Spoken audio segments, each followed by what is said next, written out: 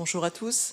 Chers collègues, la commission d'enquête relative à la lutte contre les groupuscules d'extrême droite poursuit ses travaux avec l'audition de M. Christophe Castaner, ministre de l'Intérieur.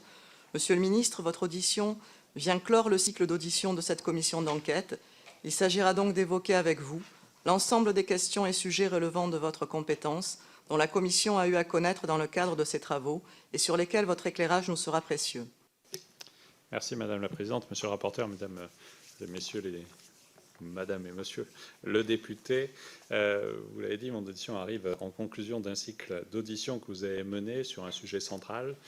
J'ai vu la liste des auditions que vous avez conduites, qui est impressionnante, et notamment du côté du ministère de l'Intérieur, ce qui était une évidence. Et vous avez déjà reçu, je le sais, à la fois Laurent Nunez, le secrétaire d'État, et différents responsables des services qui ont pu vous apporter les éclaircissements nécessaires, et je tenterai, s'il est besoin, de compléter cela.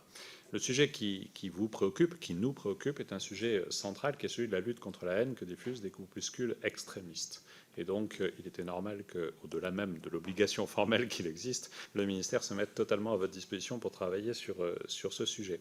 Même s'il est vrai que le ministère, et ça vous a été dit, ne travaille pas sur le sujet seulement de ceux qui sont liés à une idéologie d'extrême droite, mais qu'au fond, pour le ministère, la lutte contre les groupuscules s'appréhende non pas selon l'origine d'extrême droite, d'extrême gauche, ou en fonction des tenants de leur idéologie, mais uniquement motivés et systématiquement motivés par la volonté de protéger ceux qu'ils prennent pour cible au fond, c'est-à-dire l'État et nos concitoyens. C'est d'autant plus important de préciser cela qu'on voit bien qu'on a des évolutions et des formes d'évolution idéologiques qui, sur le sujet qui vous préoccupe, montrent qu'il nous faut là-dessus avoir un regard large pour éviter de louper des risques qui feraient aujourd'hui peser des conséquences graves sur nos concitoyens. Parce qu'au-delà des courants historiques que l'on connaît, les identitaires, les ultranationalistes, on voit par exemple sur la frange de l'ultra-droite des phénomènes nouveaux, et on voit apparaître une frange de néo-patriotes et des néo-populistes qui sont très virulents et dont le discours est empreint d'islamophobie, avec derrière quelque chose qui est assez nouveau, on y reviendra si vous avez des questions, la mise en cause de la classe politique comme responsable de tous les maux. C'est ceux qui portent les discours d'invasion musulmane, de grands remplacements, mais qui traduisent aujourd'hui par une mise en cause d'une responsabilité politique au sens large, et mon propos n'est pas lié au gouvernement actuel sur cette évolution-là. Et on voit bien comment la rhétorique anti-institutionnelle est un phénomène récent, préoccupant, et ces derniers mois l'ont montré aussi. Et donc c'est pour ça que je précise le spectre large sur lequel nous travaillons, même si je vais tenter, comme l'avait fait Laurent Nunez, d'apporter des éclaircissements sur ce qui est l'objet de votre commission d'enquête. Au fond, nous visons à travers cette cible-là les individus qui embrassent un socle commun, qui est à la fois raciste, antisémite, xénophobe, et qui sont porteurs d'un projet violent visant à attenter, par subversion violente, à l'intégrité physique des personnes ou la pérennité des institutions. Sur ces bases, ils font l'objet de surveillance et d'un suivi du ministère de l'Intérieur qui vous a été, je crois, présenté à travers les différentes auditions que vous avez eues. Les principales menaces qui sont dirigées contre une démocratie et contre l'intégrité des institutions nécessitent évidemment d'anticiper et de prévenir les risques causés par ceux qui, en dehors des lois de la République, tentent de prospérer sur l'anomie et la désespérance sociale.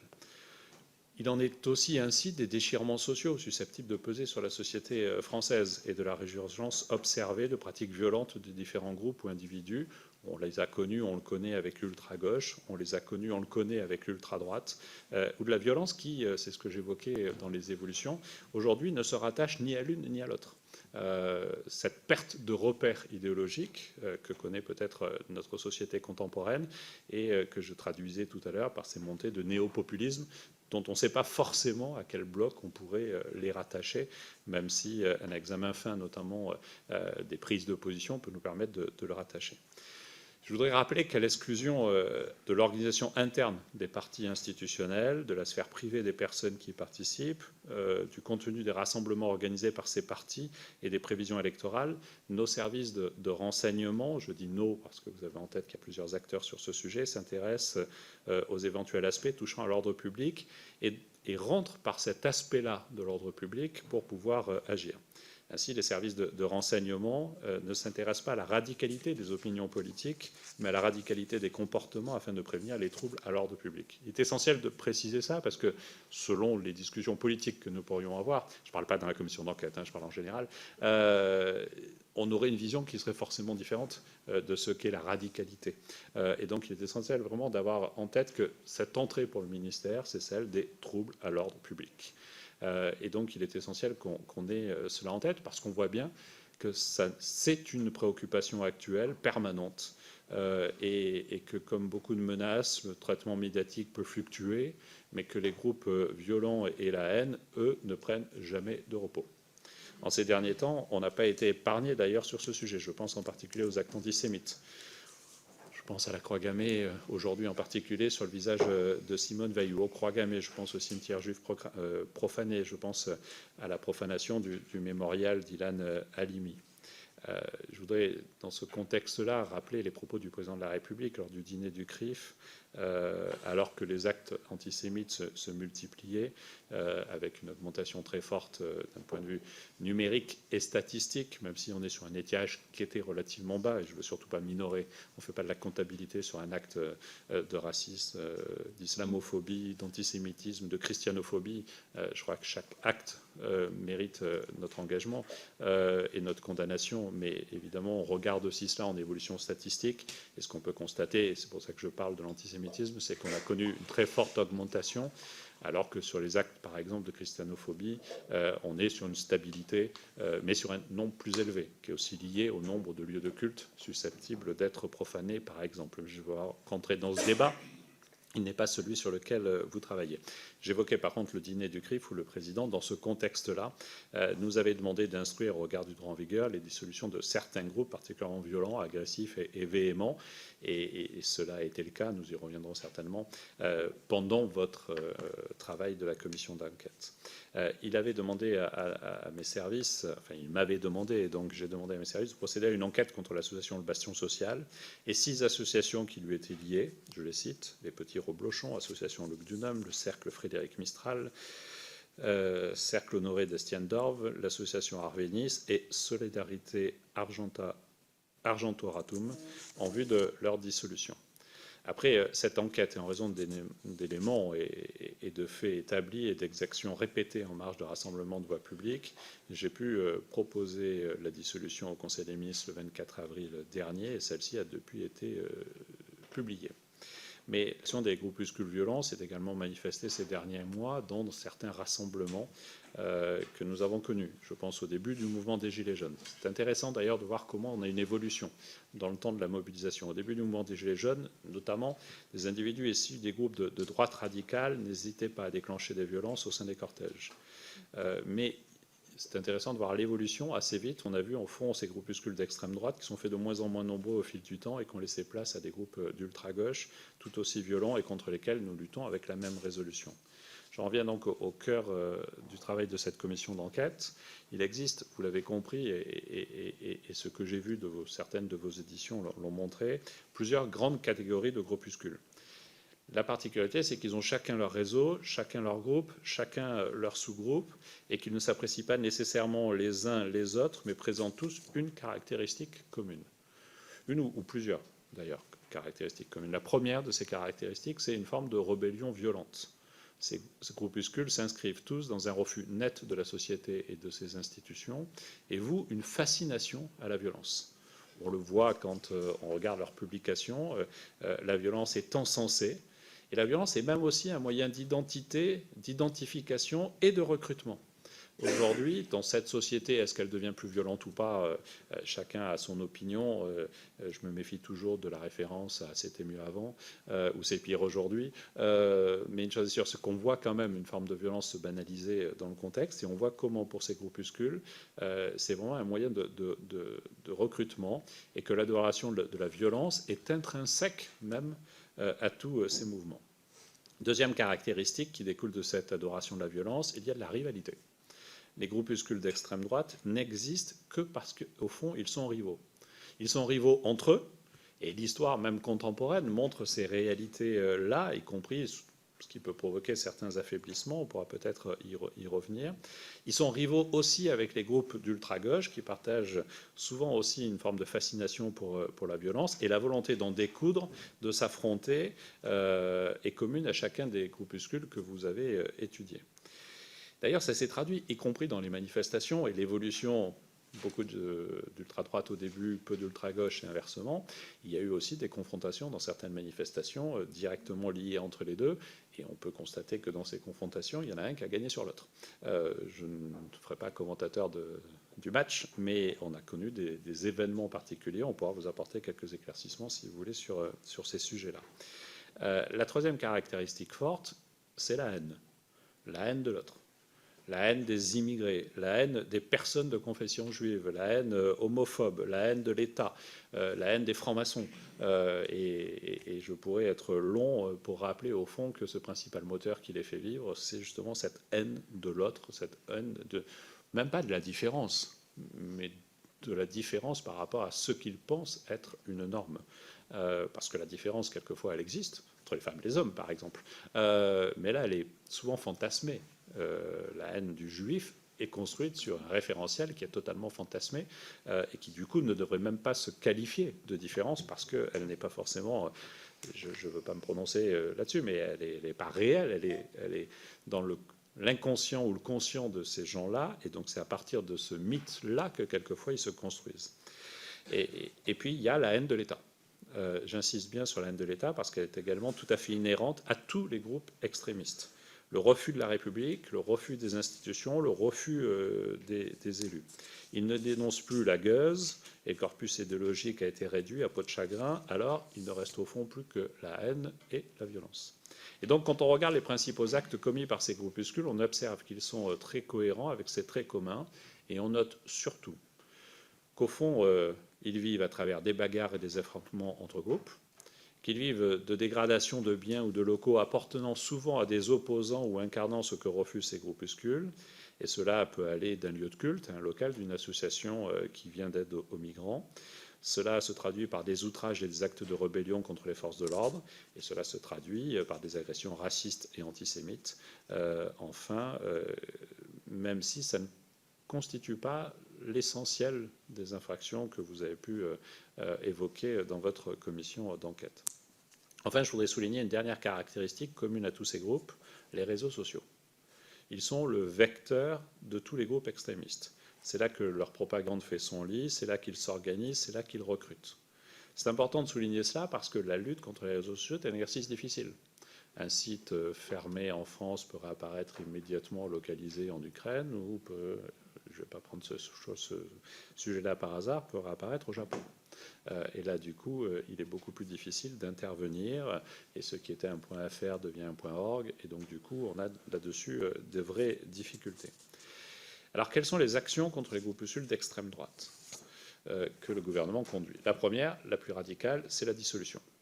Bien sûr, il n'est pas question de dissoudre un groupe au seul titre de son idéologie, aussi fétide qu'elle soit.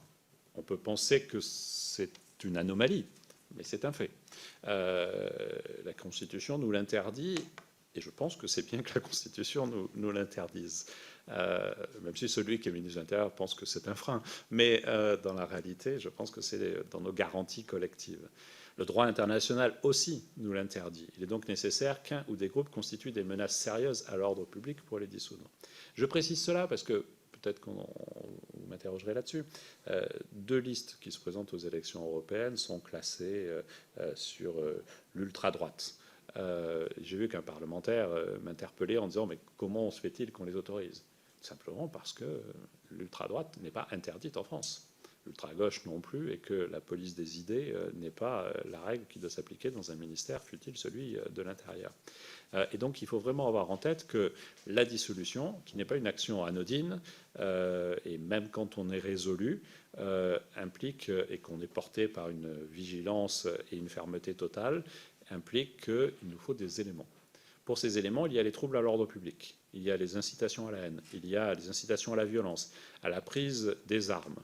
Et dans ce cas-là, nous n'hésitons pas à faire usage des dispositions de l'article L212.1 du Code de sécurité intérieure qui permet la dissolution d'associations ou de groupements. Je suis très déterminé à combattre ces groupuscules dès lors qu'ils se mettent hors la loi, et on a déjà agi à un haut niveau derrière ces derniers mois pour mettre un terme à diverses associations, pas seulement dans le champ qui vous intéresse, mais on est offensif sur cela, mais en respectant à la fois un cadre légal et un cadre de procédure. Vous évoquez ce qui pourrait être dressé comme piste d'amélioration. Si je n'étais que ministre de l'Intérieur prenant une efficacité immédiate, je dirais qu'il faut nous lever à la fois les obstacles liés aux procédures, à la fois liés au fond. La réalité, c'est que je ne vous dirai pas cela, parce qu'il est essentiel que ce cadre s'impose. Mais il complique effectivement ce que le temps médiatique ou le temps politique pourrait appeler en termes d'efficacité. Mais donc il faut vraiment avoir en tête que la dissolution nécessite une enquête, des éléments de preuve factuels, solidement établis pour pouvoir être prononcés. C'est d'ailleurs la particularité aussi des groupes que nous suivons, c'est qu'en plus ils sont bien accompagnés juridiquement. Et ils n'hésitent pas à multiplier les procédures, qu'elles soient sur le plan de la procédure avec avocat devant la justice, mais qu'elles soient même sur des changements d'adresse, des changements de président, des ruses. Et là, ça relève plus de la ruse, mais qui permettent de contourner le droit et qui permettent de faire obstacle à l'efficacité de nos dispositifs. Et peut-être du coup à fragiliser, et là je parle par expérience, sur des changements de président par exemple dont vous n'avez pas forcément connaissance, vous devez notifier au président le projet de dissolution, on vous explique que le président a changé et qu'il y a une assemblée générale, vous vous appuyez sur le fait que l'assemblée générale n'a pas été publiée et que du coup on n'a pas informé la préfecture, mais quelque part ça fait naître un risque juridique sur ce sujet.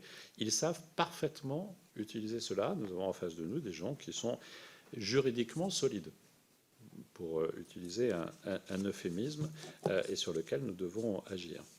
Il faut aussi avoir en tête, c'est le deuxième écueil dans ces procédures de dissolution, c'est que nous dissolvons un groupe, mais les individus qu'il compose peuvent continuer à agir individuellement. Ils ne peuvent pas reconstituer, sinon ils s'exposent juridiquement à la reconstitution de l'État dissoute. Mais du coup, on est là-dessus quand même confronté à une réalité qui est que quand vous avez dissous, c'est une affirmation politique, je la défends comme telle, mais on ne peut pas imaginer que ça s'arrête là, parce que les individus qui portent ces idées, qui les pensent et qui sont peut-être toujours prêts au passage à l'acte, même s'ils sont affaiblis par le dispositif, vont continuer à agir. Je risque d'être un peu long, mais bon, vous me dites. Hein. Je voudrais évoquer ce que j'ai pu, moi, constater, notamment en préparant, pour être honnête avec vous, notre audition, c'est l'efficacité, je sais que ça avait fait débat, des dissolutions qui a été faites après l'affaire Méric. Certains ont considéré qu'elle ne servait à rien, qu'elle n'avait servi à rien. Je pense à l'œuvre française, à Jeunesse nationaliste, à Jeunesse nationaliste révolutionnaire. Ce que j'ai pu voir, c'est que ça a eu une vraie efficacité. Que ça a totalement perturbé un système qui, même s'il a pu se reconstituer sous d'autres formes, ne s'est pas du tout reconstitué avec la même ampleur, la même puissance. Et donc j'insiste sur le fait que la dissolution est compliquée, que si on pouvait la faciliter, pourquoi pas sous réserve du respect, blabla, mais qu'elle a quand même une vraie efficacité, mais qu'elle ne suffit pas. Et donc il y a la question de ceux qui, au sein de ces groupuscules, doivent continuer à être suivis. Donc les services de renseignement sont particulièrement mobilisés pour suivre l'activité de ces groupuscules, de leurs leaders et des membres les plus actifs et les plus dangereux. Je sais que vous avez interrogé nos services, donc je ne vais rien dévoiler que vous ne connaissez, mais c'est effectivement un suivi qui est effectué à tous les niveaux, qui trouve une déclinaison locale dans les départements, sous l'égide des préfets. Cela nous permet notamment d'anticiper les mobilisations des groupuscules et d'être prêts à contrer leur action si besoin en est. Nous utilisons également toute la palette des entraves judiciaires et administratives dont nous disposons pour gêner ces groupes, les déstabiliser dans leur fonctionnement pour révéler les identités, y compris numériques, de leurs membres les plus actifs et les plus violents. Un vrai travail de fond est fait sur ce sujet. Enfin, nous menons évidemment, vous le savez, une guerre contre les contenus haineux en ligne. Je pense notamment aux moyens supplémentaires accordés à la plateforme Pharos pour étudier les signalements effectués, pour apporter notre contribution au très vaste travail de lutte contre la haine en ligne. Mais ça a des limites aussi, parce que le délit d'idées, d'idéologie, n'est pas forcément suivi par les gestionnaires de plateformes, parce qu'aujourd'hui, vous savez que on est limité aujourd'hui sur nos mobilisations, sur les appels à la haine terroriste et la pédopornographie, où là, les plateformes jouent plutôt bien le jeu, avec des variables selon les plateformes, mais elles jouent plutôt bien le jeu, elles ont la volonté de l'améliorer. On peut au moins leur donner acte de cela, mais on est sur une assiette qui peut-être ne pas être suffisamment large. En disant cela, je ne veux pas me prononcer sur le travail parlementaire, mais je sais que la députée Laetitia Avia travaille notamment avec la chancellerie pour la lutte contre la diffusion de la haine en ligne. Vous avez peut-être dû en parler avec la garde des Sceaux ce matin, et c'est une très bonne chose, dans la mesure, pour le ministère de l'Intérieur, c'est aussi une très bonne chose, dans la mesure où les réseaux sociaux constituent un outil sans égal de propagande, et que la propagation des contenus s'y fait de manière très rapide et extrêmement large. Ce qui s'est passé à Christchurch, par exemple, c'est une vidéo de 13 minutes qui reste 28 minutes en ligne. C'est peu. Le lendemain, elle avait été diffusée 1,5 million de fois. C'est ça aussi toute la problématique à laquelle nous devons faire face avec les difficultés que vous connaissez. Voilà, mesdames et messieurs les députés, en quelques mots, ce que je souhaitais dire des groupuscules d'extrême droite. Permettez-moi une petite remarque personnelle, parce que je suis comme vous un élu dans une circonscription, vous dire que moi je me suis engagé, mon combat politique s'est fait contre l'extrême droite, que je me suis engagé pour combattre le racisme, l'antisémitisme. Je pense l'avoir montré notamment lors d'élections régionales en Provence-Alpes-Côte d'Azur, sur un choix qui n'était pas partagé de tous, mais d'empêcher, ça c'est pour le député Adrien Morenas, pour le Provence-Alpes-Côte d'Azur, hein, non pas sur la ligne politique. Je sais qu'à l'époque, mon retrait contre le risque de voir le Front National gagner ma région n'était pas acceptable. Je sais que ça avait fait débat, mais je veux dire qu'il faut faire la différence entre le combat politique, y compris le mien à ce moment-là contre le Front National ou aujourd'hui contre le Rassemblement national dans le champ politique. Il faut faire la différence avec les groupuscules sur lesquels vous travaillez, mais qui, au fond, alimentent quand même par leurs actions une petite musique qui peut se traduire ensuite politiquement. Mais je distingue vraiment les deux choses sur ce sujet. Mais cette musique de haine, cette musique de violence, elle commence à se traduire aussi, et je conclus mon propos sur ce sujet, par une évolution de méthode de ces acteurs sur lesquels vous enquêtez, et qui sont passés du courant idéologique et politique à une vocation et une ambition sociale aussi, d'occupation d'espace public, d'occupation d'espace territorial, de présence, comme l'ont fait certains partis politiques il y a quelques années, et les choses ont évolué depuis, mais qui du coup vont sur le champ de la solidarité, entre guillemets, pour porter ce discours de haine et de violence qui, à partir du discours de haine, peut apparaître un peu partout. Voilà, Madame la Présidente, ce que je voulais dire en propos liminaire. Je vous remercie. Vous parliez de la violence de la société, d'une société qui deviendrait de plus en plus violente. On voit chez ces groupuscules de l'ultra-droite une volonté effectivement de s'entraîner, notamment par le biais des universités d'été, mais aussi sinon de salles de boxe, au combat, que ce soit avec des armes à feu ou des couteaux, ou tout simplement le self-défense, etc. Et à la fois une volonté de se former idéologiquement aussi dans ces universités d'été. Est-ce que vous avez un œil sur ces universités d'été? Est-ce que vous savez à peu près combien de personnes y assistent? Est-ce que c'est un lieu où différents groupuscules peuvent se côtoyer? Voilà. Et quel suivi vous assurez de ces lieux-là? Voilà. Il y en a qui se créent un peu partout dans toutes les villes. Voilà, il y en a une chez moi qui vient de se créer. Voilà. C'est pour savoir si vous suiviez ça un peu de près. Oui, dans la mesure du possible. Dans la mesure du possible, et j'élargirai encore votre propos. D'abord, je confirme votre propos. Et je l'élargirai encore un peu parce qu'il y a aussi, et c'est la structuration classique de ces groupuscules d'extrême droite, une dimension internationale. Il y a des solidarités internationales qui existent et qui, du coup, permettent aussi de contribuer à ces formations que vous évoquez. Je crois que vous avez reçu Yvan Benedetti, mais je pense que c'était dans le huis clos. Et donc, je ne sais pas ce qui a été dit et je ne commenterai pas. Mais je sais que, par exemple, il construit son discours de puissance interne à ses réseaux par ses relations avec les mouvements étrangers. Et donc dans ces moments-là, il y a aussi ces temps de formation et qui peuvent se tenir un peu partout, en Europe en particulier, en Espagne, en Allemagne. Et dans ce cas-là, la coopération qui existe entre nos services de renseignement, notamment européens, permet effectivement d'avoir un suivi de ce qui peut se dire, de ce qui peut suivre. Il y a aussi d'ailleurs l'ancrage du PNF, en particulier au Moyen-Orient, et qui est confirmé quand on regarde les déplacements de certains de ses responsables. On voit que là aussi, il y a des rencontres qui sont organisées, et notamment une conférence internationale qui porte le doux nom de New Horizons, et qui est dédiée, je cite, aux penseurs indépendants qui en gros sont antisionistes, révisionnistes, conspirationnistes et autres anti-impérialistes sensibles à la République et autres anti-impérialistes. Point. Je ne vais pas aller plus loin. Et donc il y a cette dimension-là de formation sur laquelle, au niveau international, nous tentons d'avoir un certain nombre d'informations. Il y a ensuite, selon les groupes, mais pas forcément ensemble. Ça, c'est une vraie évolution qu'on a pu noter ces dernières années. Il y avait des moments de rassemblement possibles. Ils sont de plus en plus rares. Mais il y a, selon les groupes, effectivement, des universités, des têtes de formation, notamment dans le rapport aux armes. Donc, quand nous avons connaissance de cela, il nous est arrivé de pouvoir intervenir directement et de pouvoir procéder à des interpellations ou à des informations. Je n'ai pas en tête d'interpellations récentes sur cela du côté de l'ultra-droite. J'en ai du côté de l'ultra-gauche, plus récemment, du côté de Toulouse, par exemple. Et j'ai rencontré des policiers qui étaient sur... des responsables de la DGSI qui étaient sur ce sujet ce matin même. Bon. Et donc, c'est effectivement quelque chose que nous connaissons.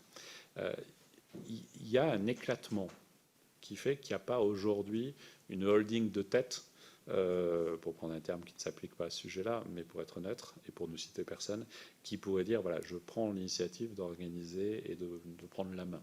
Il y a eu des tentatives. Il y a eu notamment à Rungis à l'automne, un rassemblement dans lequel celui que vous avez auditionné, dont j'ai parlé tout à l'heure, j'ai prononcé son nom une fois, ça suffit, avait tenté effectivement de constituer une grande nationale de la lutte, etc., dans le cadre du mouvement social dit des Gilets jaunes. Donc il y a cette volonté-là.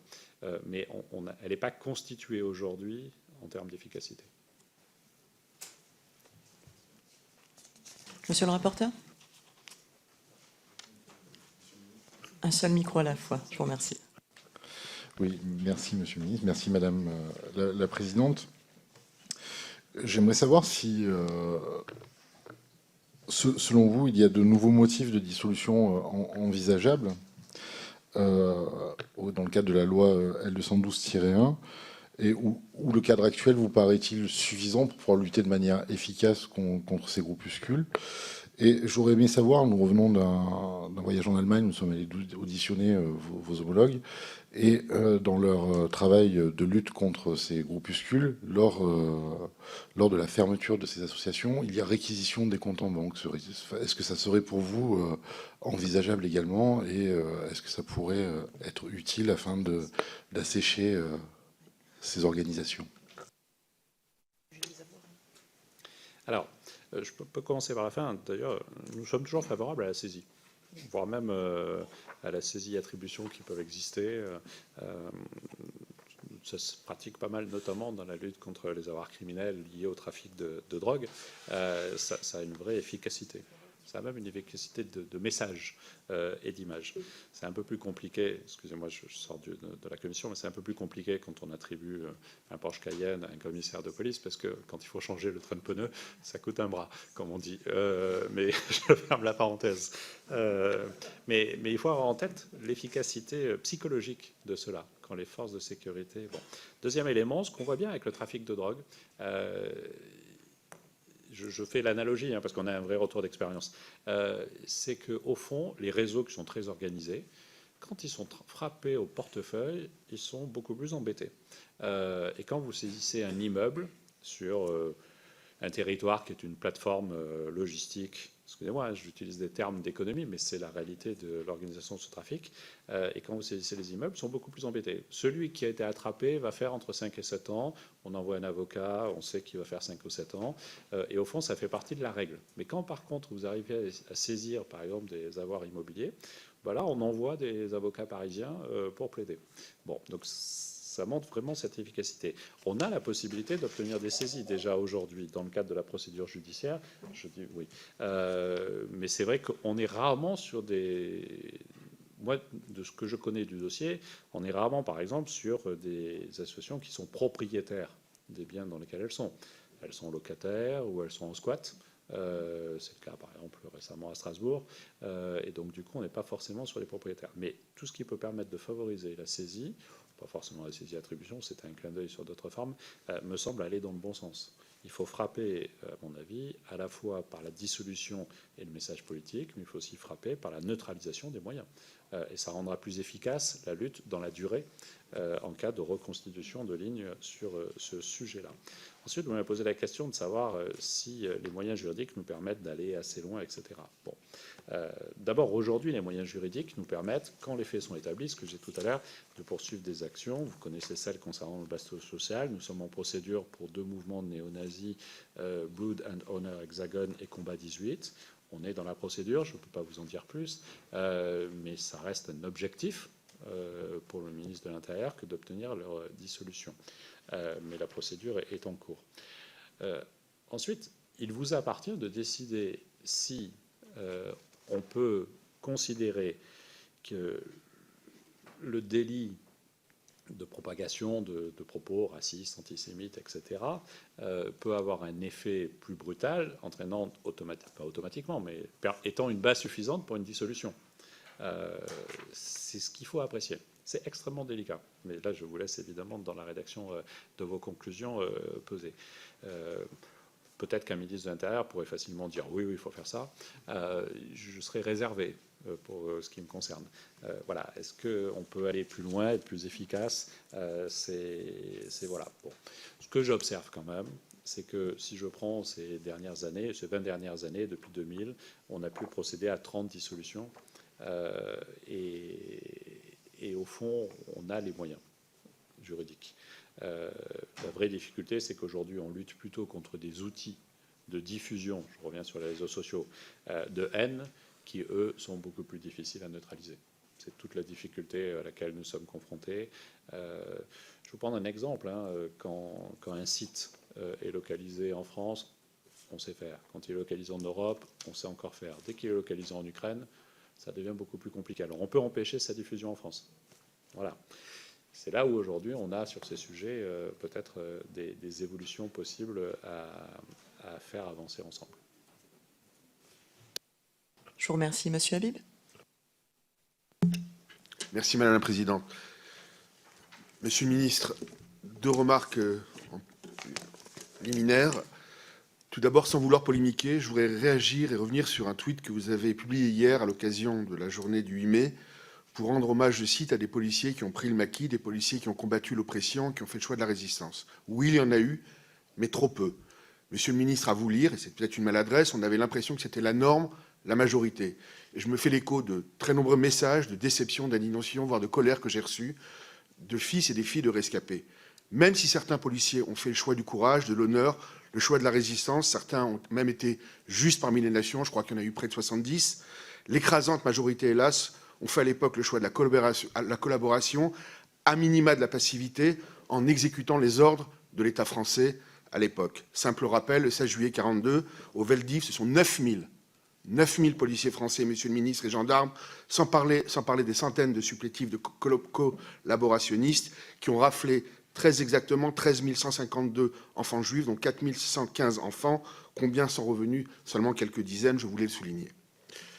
Deuxième propos liminaire. Oui, bien sûr. Un seul micro à la fois. Je vous remercie, Monsieur Habib. Je pense, monsieur le député, que vous faites la différence entre le mot « des » et le mot « les ». LES. Si j'avais dit « les policiers ont été mobilisés, ont rejoint le maquis », j'aurais commis une faute à minima historique, en évoquant devant le monument aux morts de la police en évoquant celles et ceux qui sont morts, résistants, devant le monument aux morts, en présence de nombreuses personnalités, j'ai prononcé un discours et j'ai dit « il y a des policiers qui ont fait le choix de la résistance ». C'est une vraie différence entre des et les. Donc j'entends votre remarque, mais je pense que si vous savez faire la différence entre des et les, vous pouvez m'épargner le contenu de cette remarque. Parce que j'ai écouté votre propos liminaire, parce que j'ai écouté votre engagement, personne n'a échappé à personne qu'il y a une différence entre des et les, mais le tweet et les Si vous pouvez vous recentrer sur... Voilà. Vous pourrez Alors, discuter de ça ailleurs plus tard, mais là, voilà. Ma deuxième remarque liminaire était, comme je l'ai dit d'ailleurs à votre secrétaire d'État, Laurent Nunez, je regrette, Madame la Présidente, que les travaux se focalisent sur les seuls groupes d'extrême droite. Ce choix, d'ailleurs, je n'ai pas été le seul à regretter. Mon collègue Pierre Morel-a-Lucien a même décidé de démissionner. Libre mais à vous de mais vous y êtes d'ailleurs, vous l'avez dit, Monsieur le ministre. Sur l'ultra-gauche, Monsieur Habib, on a déjà eu cette conversation. Laissez, si vous voulez terminer mon propos, traduit pour moi une indignation sélective et procède peut-être même à une hémiplégie idéologique persistante selon laquelle les groupes d'extrême gauche ultra-violents mériteraient plus de compassion ou de compréhension. D'ailleurs, vous l'avez rappelé, Monsieur le ministre, chez les Gilets jaunes, on a vu que les stigmas antisémites sont ressortis les mêmes, selon lesquels, par exemple, le président de la République aurait travaillé chez Rothschild ou que la presse serait entre les mains des Juifs, aussi bien à l'extrême gauche qu'à l'extrême droite. Ça, c'était mon deuxième propos liminaire. Ma première question. Vous le rappeliez, le 24 avril, vous avez prononcé la dissolution de 7 associations d'ultra-droite, conformément aux déclarations du président de la République au dîner du CRIF, notamment les 3 groupuscules d'inspiration néo-nazie, Bastion Social, Blandin d'honneur en combat 18. 2 questions. Pourquoi n'avoir pas inclus, sauf erreur de ma part, le groupe Hammerskin dans le lot? Deuxième question, vous y avez partiellement répondu. Bien sûr, c'est important de dissoudre, mais est-ce que c'est suffisant? Quid après? Vos services s'assurent-ils que ces organisations ne poursuivent pas leurs activités sous un nouveau nom ou différemment? On se souvient d'ailleurs qu'en 2013, dans le sillage de la mort de Clément Méric, Manuel Valls avait dissous les organisations Troisième Voie de Serge Ayoub et L'Heure Française de Benedetti, que nous avons auditionné ici, et sans la preuve, et je ne suis pas persuadé qu'on a totalement entravé leur action. Vous pensez que leur action a été entravée? J'en suis pas tout à fait persuadé. Voilà. Après, j'ai d'autres questions, mais je laisse peut-être les collègues après pour... C'est gentil, je vous remercie. Voilà. Votre micro, Monsieur Habib, s'il vous plaît. Monsieur le ministre, allez-y. Juste corriger votre propos, nous n'avons pas dissous Blood and Honor et C18, je l'ai précisé, nous sommes en procédure de dissolution et j'ai cité celle qui avait été dissoute. Vous m'avez rappelé d'ailleurs Troisième Voie, effectivement, suite à l'affaire Méric qui avait été dissoute. Et je vous l'ai dit, quand vous procédez à la dissolution d'une association, vous ne procédez pas à la dissolution des individus qui la constituent. Peut-être que ça pourrait être une suggestion de la Commission, excusez-moi d'en plaisanter, mais je pense qu'il y a quelques vertus démocratiques à ne pas plaider cela.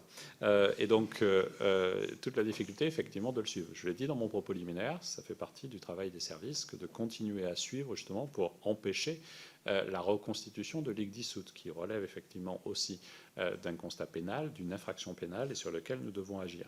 Ensuite, vous savez, les tenants de thèses idéologiques dans ce cas-là évoluent, souhaitons-le, positivement, d'autres non, et continuent à porter une parole, à vouloir la traduire, à venir même sur le champ politique pour porter cette parole de radicalité.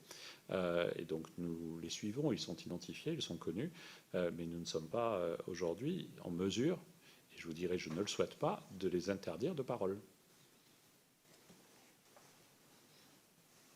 Monsieur Elguera. Merci Madame la Présidente, merci Monsieur le Ministre pour votre exposé, enfin votre vision. Et dans l'arsenal juridique, nous avons pressenti qu'effectivement il y a peut-être des choses à faire sur les dissolutions et qu'il faut manier tout cela avec précaution, parce que la liberté d'expression, elle est quand même, c'est une colonne vertébrale de notre démocratie. Et il faut faire attention avec cela, mais effectivement peut-être faciliter plus, disons, juridiquement les dissolutions quand il en est de besoin. Et de ce point de vue-là, je vous ferai poserai une question sur l'Allemagne, mais avant cela, je voulais vous demander, il y a une certaine libéralisation de la parole raciste, la parole extrémiste, quelle qu'elle soit d'ailleurs, qu'elle soit d'extrême gauche ou d'extrême droite, enfin, tout ça n'a pas de sens, la parole radicale, disons. Pensez-vous que les lois existantes, comme la loi Guesso sur le négationnisme, sont-elles encore efficaces? Est-ce qu'il est possible de les renforcer? Et peut-être notamment introduire un point sur l'islamophobie. Parce qu'aujourd'hui, sur les réseaux sociaux, on constate qu'il y a une vraie libéralisation de ce racisme-là, qui est souvent le fait des groupuscules d'extrême droite, et qui correspond à notre commission d'enquête. On voit d'ailleurs que certaines personnes qui ont été condamnées pour des propos islamophobes continuent à s'exprimer dans les grandes chaînes d'information en continu ou en interrompu. Enfin, c'est assez, disons, ça fait vraiment c'est étrange de voir des personnalités condamnées pour ces propos continuer à tenir des propos pas identiques, mais disons quasiment identiques, et dont d'ailleurs ces propos ont été souvent le fruit d'une réflexion qui dépasse la France, et même ont été quasiment portés au point de produire ce qui s'est passé récemment en Nouvelle-Zélande, c'est-à-dire des actes de crimes horribles mis en ligne de manière quasiment normale. Et voilà, et tout ça ne dérange personne en France et continue à être entendu tous les matins, toutes les semaines sur les radios, sur nos radios françaises.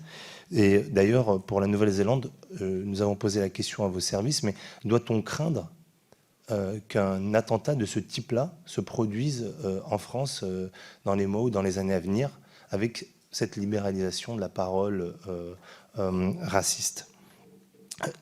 Sur l'Allemagne, pour venir sur ce point, la France pourrait-elle s'inspirer utilement de l'Office de protection de la Constitution qui existe en Allemagne, qui surveille, qui infiltre les groupes extrémistes et qui est étroitement contrôlé par le Parlement fédéral? La France doit-elle revoir ses traditions et se mettre à ce qu'on appelle la démocratie militante, c'est-à-dire ce qu'on appelle en Allemagne la démocratie apte à se défendre contre ses propres ennemis? Voilà, merci. Beaucoup de questions dans votre question. La dernière est presque philosophique. Elle est celle de savoir si on utilise les armes de la démocratie, qui font ce que nous sommes, face à des gens qui contestent la démocratie. Certains pensent que du coup on peut lever ces obstacles liés à la démocratie, au respect des règles du droit, pour être efficace, pragmatique. Bon, c'est des débats qui existent en France, qui existent dans le monde entier. Il y a des lois... Il y a une loi chinoise qui est par exemple connue, où on considère que tout responsable chinois, où qu'il soit dans le monde, et on peut trouver un parallèle d'ailleurs avec quelques lois américaines, s'il y a un risque pour la sûreté nationale du pays, doivent immédiatement coopérer, informer, etc., sous peine de sanctions pénales. Nous ne disposons pas d'arguments juridiques de ce type-là en France. Est-ce que c'est bien ou pas? Il appartient au législateur de le décider. Vous sentez dans ma remarque mon sentiment, mais c'est à vous de décider si on peut lever ces obstacles-là ou pas. Et puis ensuite, il y a la question inverse, de se dire, au fond, on est trop dans le monde on agit trop comme des bisounours alors qu'on a des adversaires... bon. Voilà, je pense qu'il faut trouver ce point d'équilibre. La loi sur le renseignement, par exemple, qui s'applique en France, fera l'objet d'une évaluation qui reviendra devant vous en 2020, doit permettre d'avoir cette discussion-là, et elle doit avoir lieu devant la représentation nationale. Elle ne peut pas être laissée, je sors de mon rôle sûrement, mais elle ne peut pas être laissée à la seule main de l'exécutif, pour reprendre la discussion que vous avez connue en Allemagne. Et aujourd'hui, je crois qu'on a un dispositif qui montre son efficacité, mais qui n'empêche pas le risque. Vous m'avez posé la question de savoir si le risque d'un attentat contre une mosquée issue de gens qui portent cette idéologie d'extrême droite est possible? Oui, il est possible.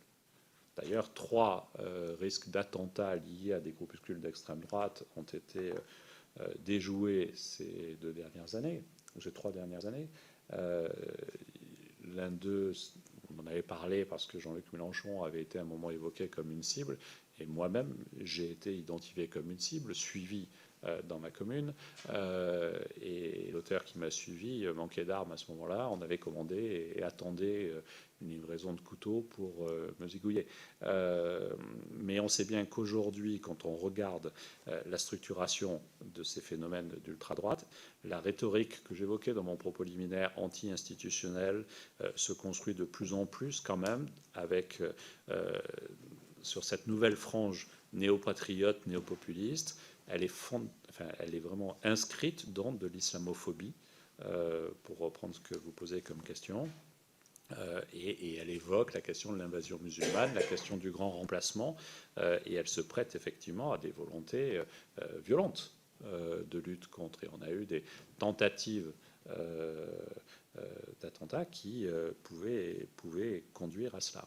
Surtout quand on sait qu'aujourd'hui, les attentats, le risque est endogène pour l'essentiel, et qu'il peut se faire avec une seule personne et avec toute forme d'arme assez facile, hélas, à trouver sur le marché, voire assez facile à constituer. J'évoquais l'opération proche de Toulouse, où là, on était en train de fabriquer des explosifs, même si on est sur l'autre tendance ultra, mais on était dans ce schéma-là. Quand on regarde, pour répondre à votre question, les évolutions, ce qu'on voit vraiment, c'est qu'on n'a pas forcément plus d'actes racistes en France aujourd'hui que ce que nous avons connu à d'autres moments. Mais l'islamophobie, elle, devient aujourd'hui un sujet de rhétorique qui leur appartient, qui s'est totalement banalisé. Et donc on a un déplacement du curseur. Est-ce que c'est lié aux attentats de 2015, etc. Sûrement. Mais il leur appartient, enfin moi je ne suis pas là pour savoir d'où vient cela, mais on voit cette évolution-là. L'évolution de la parole raciste, la libéralisation de la parole raciste, peut-être, mais pas forcément constatée par un plus grand nombre d'actes racistes, mais une chose est sûre, c'est que par contre, la parole islamophobe, elle, c'est objectivement libérée, et on le constate, hélas, à mon sens, partout. Donc quels sont les outils juridiques pour répondre à cela? Les outils, ils existent. Encore faut-il, c'est la question de l'application, de la constitution du dossier pour ce qui relève du ministère intérieur, ou même de l'application. Excusez-moi, mais par exemple, quand je vois que l'invitation, je mets le mot entre guillemets, à la police sous forme de suicidez-vous, peut valoir des poursuites judiciaires à Paris et peut ne pas constituer le délit d'outrage selon une décision judiciaire à Marseille, j'avoue être assez perturbé. Il n'appartient pas de commenter une décision de justice, mais elle montre bien que c'est la question du contenu qui mérite aussi d'être précisée peut-être, et ça peut faire partie des préconisations. Mais le Parlement peut effectivement considérer que la simple propagation d'un propos antisémite, islamophobe, raciste, pourrait effectivement constituer un outrage, une menace, et avoir une qualification juridique différente. Je ne vous y invite pas, hein, mais ce que je dis, c'est ça, c'est votre responsabilité sur cela. Donc voilà, sur la libération de la parole islamophobe, oui. La question du révisionnisme, là, je veux dire, elle est très politique. Moi, à titre personnel, je me suis exprimé pour dire que je pense qu'il est toujours difficile pour un politique de se prononcer sur l'histoire. J'ai toujours pensé que l'histoire appartenait plus dans son examen aux historiens qu'aux politiques. Pour une raison simple, c'est que nous sommes forcément dans l'émotion subjective. Nous sommes tous dans l'émotion subjective. Il arrive même à Meir Habib, des fois, d'être dans l'émotion subjective. Et donc, c'est cette difficulté-là. Bon, ensuite, vous pouvez en décider autrement. J'étais présent à la cérémonie, la première cérémonie d'hommage au génocide arménien, avec la date de cérémonie nationale, de commémoration nationale qui a été voulue par le président de la République. Mais c'est toujours difficile de toucher l'histoire. Et est-ce qu'une loi règle la souffrance? Je ne crois pas, quand elle est liée à l'histoire. Mais c'est une opinion très personnelle, et donc évidemment, je sors de la commission et il vous appartient d'en décider. Le ministère de l'Intérieur exécutera ce que vous avez décidé. Je vous remercie. Madame Victory.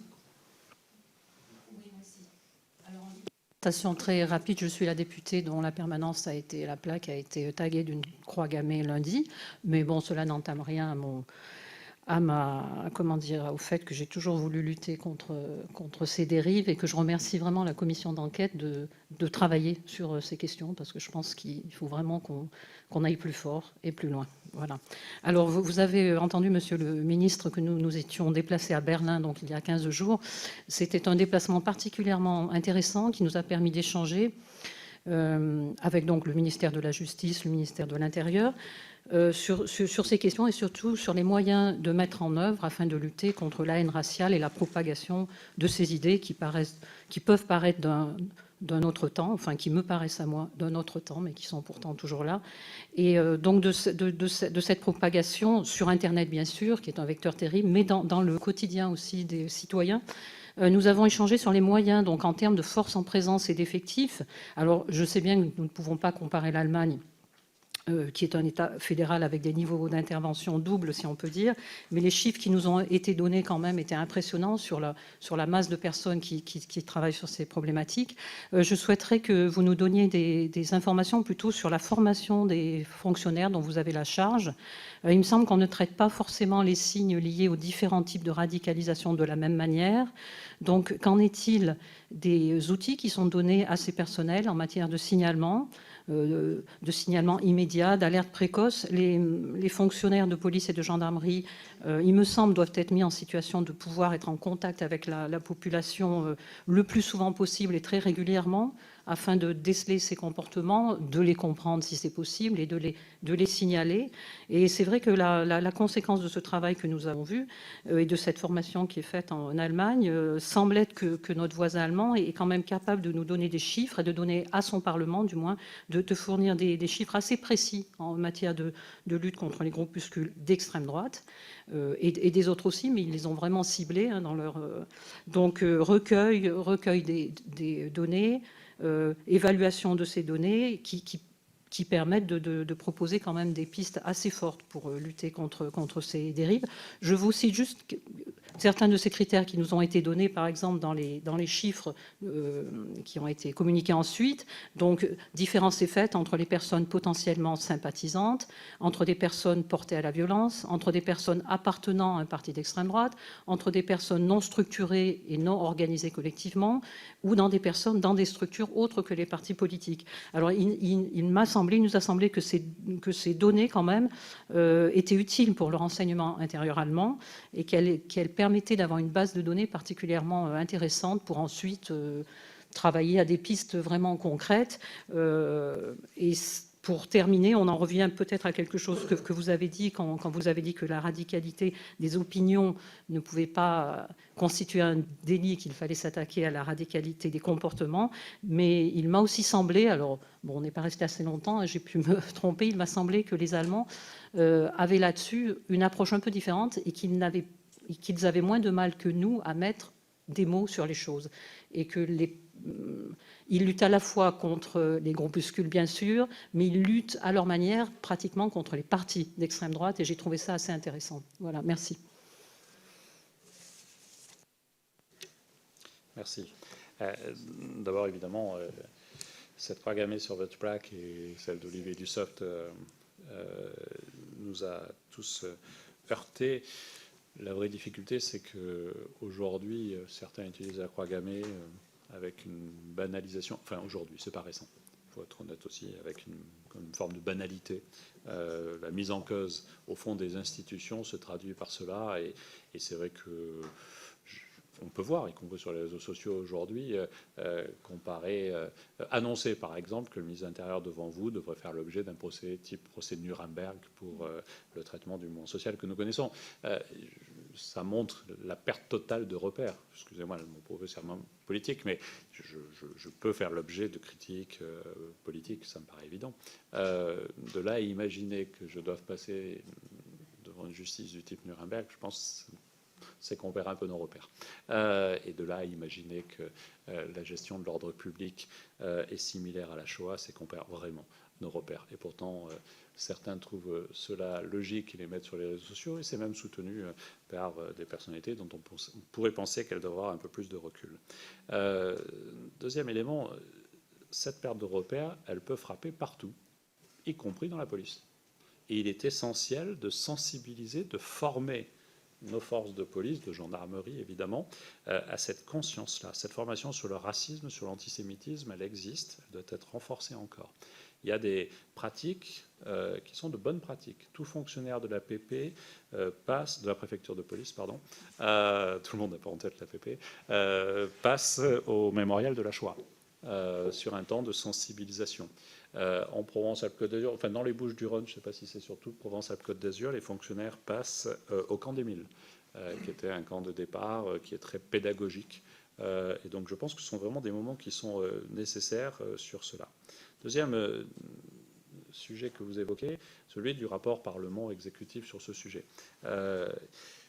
L'idée, peut-être ce sera dans vos proclamations, l'idée qu'il y ait un rapport annuel, comme vous l'avez observé en Allemagne, qui puisse avoir lieu en France, ça peut être une de vos préconisations. Si vous me demandez, vous ne m'avez pas demandé, mais je veux le dire, est-ce que le gouvernement y serait hostile? La réponse est non. Je pense qu'on est sur un sujet suffisamment sensible pour que ça puisse le justifier. Évidemment, je pense qu'il faudra du coup avoir une approche globale. Pour reprendre le propos liminaire, je sais que cette discussion a déjà eu lieu. Et donc, du coup, je ne sais pas si vous pourrez, dans vos conclusions, le faire sans sortir de l'objet. Mais bon, voilà, ce que je veux dire, c'est qu'il ne serait pas illogique que... Ensuite, à quel niveau de renseignement on doit descendre? Nos services de renseignement suivent, je dirais, essayent de suivre l'ensemble du spectre. Le haut du spectre, c'est-à-dire la manifestation publique organisée par l'association identifiée, connue, qui va faire un rassemblement sur une place publique, mais aussi les comportements qui peuvent apparaître dangereux en soi, allant jusqu'au terrorisme, de certains individus qui sont membres de ces groupes. Nous avons ces analyses à différents niveaux et c'est suivi à différents niveaux du spectre. Est-ce que ça suffit? Est-ce que c'est suffisant? Je n'aurais pas la prétention de vous dire oui. Parce que c'est une question de nombre de personnes mobilisées sur cela. Je vous donne une indication. Comme dans les films, suivre quelqu'un 24 heures sur 24, c'est bien. C'est la mobilisation de 24 personnes. C'est ça la réalité. Et donc, du coup, évidemment, c'est en fonction des moyens dont disposent nos services de renseignement, mais ils travaillent vraiment à ces différents niveaux. Et donc, ensuite, il y a la question de la présentation de ce travail devant l'Assemblée. Je pense que ces renseignements sont indispensables à nos services du renseignement. Je ne suis pas sûr qu'il soit nécessaire de descendre au niveau du renseignement individuel devant le Parlement. Je pense même que ça gênerait l'ensemble du dispositif, mais ce n'est pas ce qui se fait en Allemagne sur cela. Donc voilà, formation des fonctionnaires, je pense qu'elle est indispensable et qu'aujourd'hui, il y a besoin de faire en sorte qu'ils soient plus attentifs encore sur ces sujets. Moi, j'ai deux priorités, ce sont ces sujets-là et les sujets d'égalité femmes-hommes sur lesquels la sensibilité, la formation est absolument indispensable parce que la parole doit se libérer sur ces... Je mets les deux, excusez-moi, sur du sujet, mais je mets les deux champs. Elle doit se libérer. Or, c'est difficile d'aller voir un policier, d'aller voir un gendarme dans un commissariat, dans une caserne, pour dire certaines choses. Une petite fille victime d'un acte antisémite, je pense qu'elle a du mal à l'évoquer, comme l'épouse d'un mari violent a du mal aussi à l'évoquer. Et donc si on n'adapte pas notre capacité d'accueil, la parole, le discours, la compréhension, je pense qu'on empêche de faire. Et au fond, trop souvent dans notre pays, on se contente de droits formels et on néglige les droits réels. Et je pense qu'il est essentiel que, notamment par la qualité de l'accompagnement, on puisse garantir que les droits formels, qu'on reconnaît tous, qu'on vote tous, excusez-moi, je me mets dans le lot de ceux qui votent pour avoir pratiqué cette salle, ou la salle juste à côté de commission, on ne néglige jamais les droits réels. Je voudrais revenir sur les droits des victimes. Il nous a été remonté que, effectivement, beaucoup de personnes, quand ils allaient porter plainte pour des actes d'agression à caractère raciste, antisémite ou même homophobe,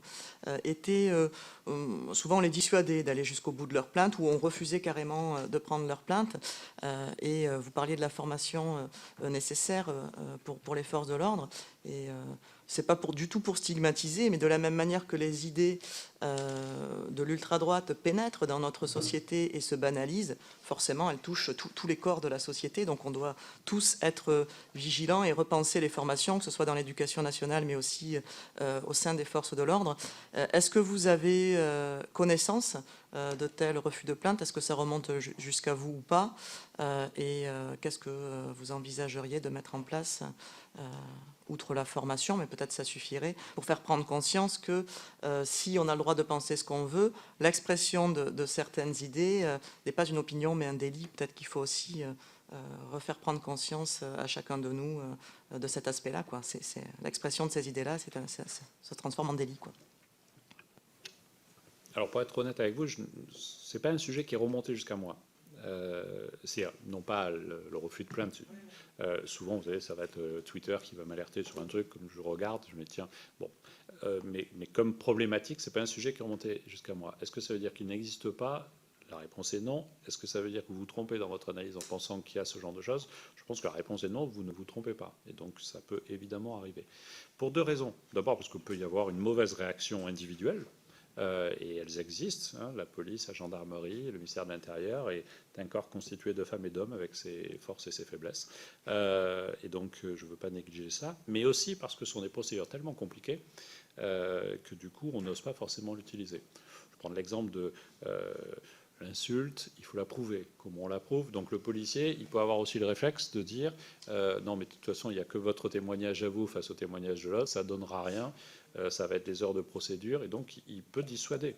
Il peut dissuader en expliquant, comme je viens de le faire, ce qui déjà n'est pas normal, mais pourrait se justifier, mais il peut aussi l'intérioriser et dire bah non, portez pas plainte, faites une main courante, j'ai bien noté. Bon.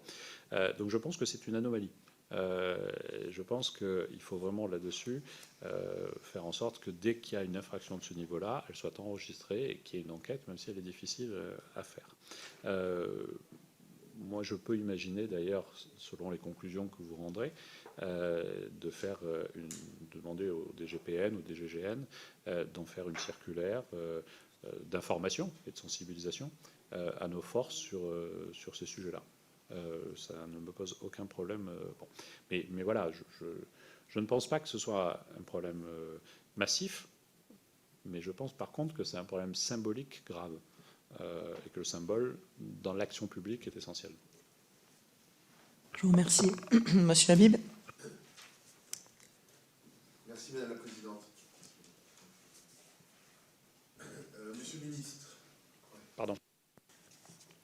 Monsieur le Ministre, il ressort des éléments de l'enquête sur la tuerie de Christchurch en Nouvelle-Zélande en mars que les terroristes, ça nous le savons, étaient un suprémaciste blanc obsédé par la théorie du grand remplacement, en vogue justement, vous le rappeliez, dans certains milieux français d'ultra-droite.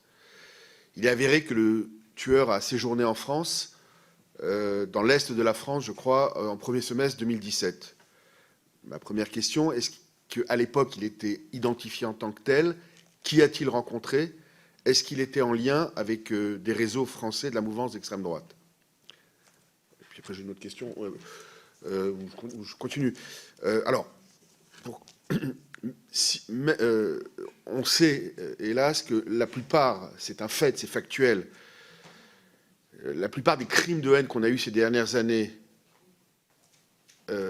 chez nous, en France, ont été le fait de militants islamiques. C'était le cas à Toulouse, à l'Hypercacher, au Bataclan, Saint-Étienne-du-Vouvray, etc., etc. Dans le cadre des attentats antisémites, ça a été souvent fait sur haine, sur fond de haine d'Israël et d'antisionisme. Ça aussi, c'est factuel. Et ma question est, ça c'est factuel, à la différence d'ailleurs des États-Unis, où on a vu à Pittsburgh ou à Miami des attentats mortels, enfin des attentats avec des morts, au-delà des théories de suprémacistes blancs. Et ma question, vous y avez partiellement répondu, comment évaluez-vous le passage à l'acte de ces groupuscules d'extrême droite, puisque là, c'est vraiment dans le cœur de notre commission. Voilà. Puis après, j'ai encore une autre remarque dernière, si moi je reprends la parole après, mais non, parce que je rentre d'Ukraine. J'ai passé 4 jours en Ukraine avec une conférence interparlementaire de lutte contre l'antisémitisme et l'antisionisme. Et on sait que l'Ukraine, initialement, les premiers pogroms antisémites et cosaques ont eu lieu en Ukraine. Toute la théorie le sionisme nouveau est né aussi en Ukraine après ces pogroms. Mais là, actuellement, j'ai rencontré hier très longuement le Premier ministre ukrainien. On a parlé de ces questions d'antisémitisme. Il y a beaucoup de parlementaires. J'ai la conviction qu'au contraire, aujourd'hui, l'Ukraine est un pays qui, parce que vous l'avez mentionné à 2-3 reprises tout à l'heure, parler d'Ukraine, ils pourraient parfaitement collaborer avec nous. J'ai rencontré une quarantaine de parlementaires ukrainiens.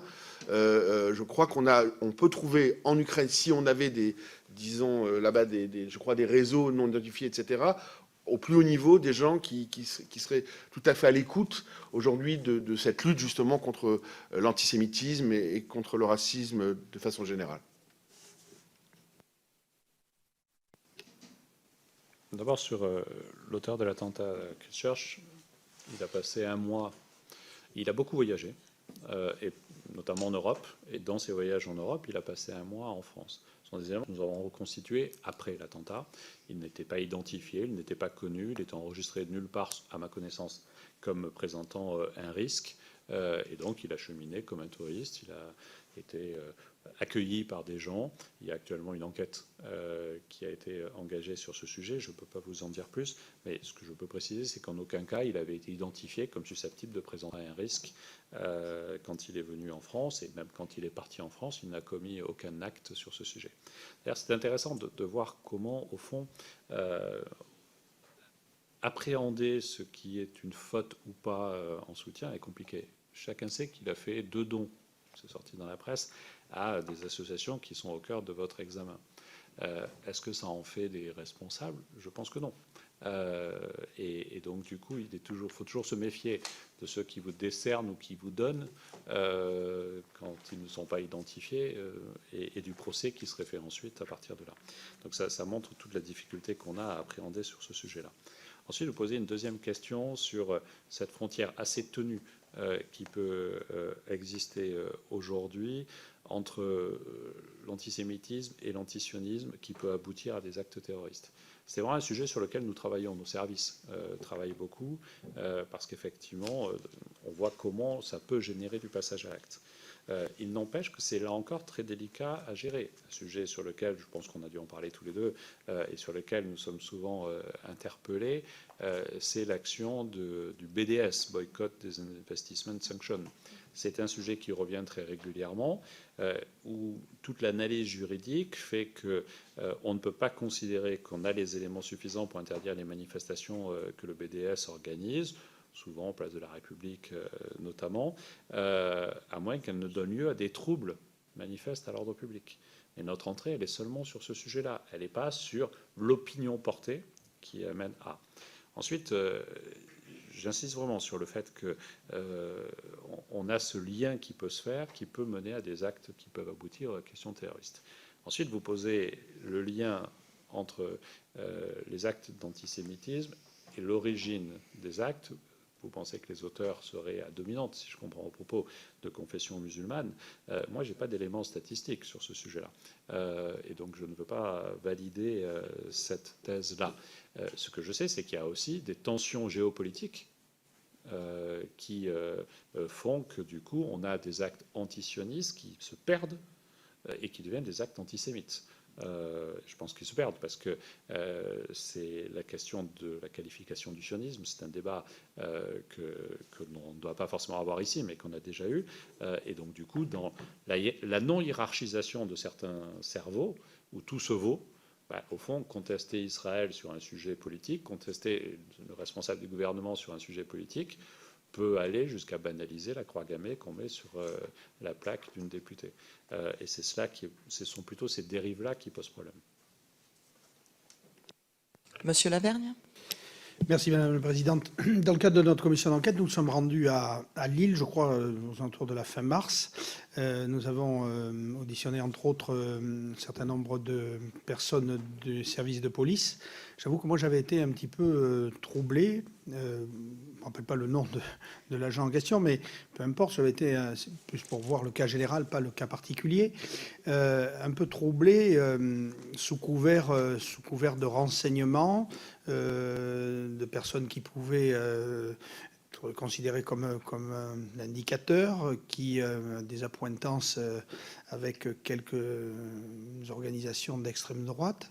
une certaine bienveillance en fait de l'agent en question. Moi, ça m'avait un petit peu, enfin, je l'ai ressenti comme ça m'avait un petit peu troublé. Tout à l'heure, Monsieur le Ministre, vous avez dit que pour les nouveaux agents, enfin, je l'ai compris comme ça, ils étaient acculturés à la problématique de la Shoah, entre autres, que vous les ameniez sur un certain nombre de sites pour leur faire prendre conscience, si ce n'était déjà le cas, de cette problématique-là.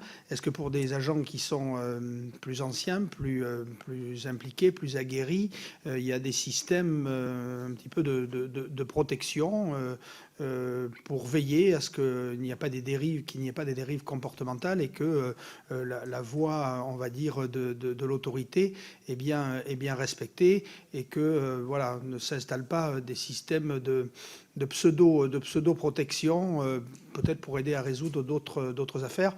Je crois qu'il y a une hiérarchisation sans doute à faire dans les problématiques et la problématique de lutte contre ces individus, me semble-t-il, passe avant peut-être la problématique de renseignement autre. En tout cas, voilà, moi j'avais été un peu troublé par cette proximité, ce comportement. Je ne sais pas si c'était le cas de mes collègues.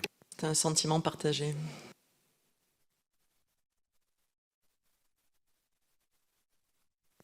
La question de la sensibilisation, elle est essentielle. Et c'est la question de la formation que j'évoquais. D'ailleurs, ça me permet de compléter ma réponse à Meyer Habib sur son propos liminaire que je trouve profondément injuste.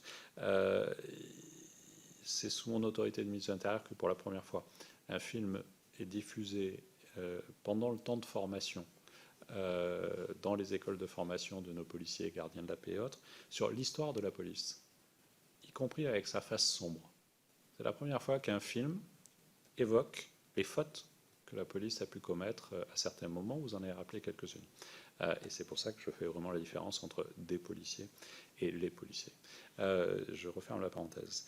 Ensuite, la question de la sensibilisation, c'est la formation initiale, c'est la formation continue. Est-ce qu'elle est suffisante? J'en sais rien. Est-ce qu'il y a des dérives comportementales possibles? La réponse est oui. Est-ce que la ligne idéologique de la police se prête à être favorable à cette ligne idéologique sur laquelle vous enquêtez? La réponse est non. Parce que la police en soi est républicaine. Mais ensuite, vous pouvez avoir des comportements individuels qui posent problème. Donc c'est la responsabilité de la hiérarchie que d'identifier cela. Et c'est notre responsabilité que de veiller à faire passer les bons messages au moment de la formation et à garantir une formation continue qui traite cela. Mais c'est difficile. Quelqu'un qui a 50 ans et qui pense que finalement tout ça n'est pas très grave et qu'il y a quand même trop d'eux en France, je mets 3 petits points parce qu'on peut à peu près tout mettre derrière. On va avoir du mal à lui changer son sentiment en 3 heures de formation.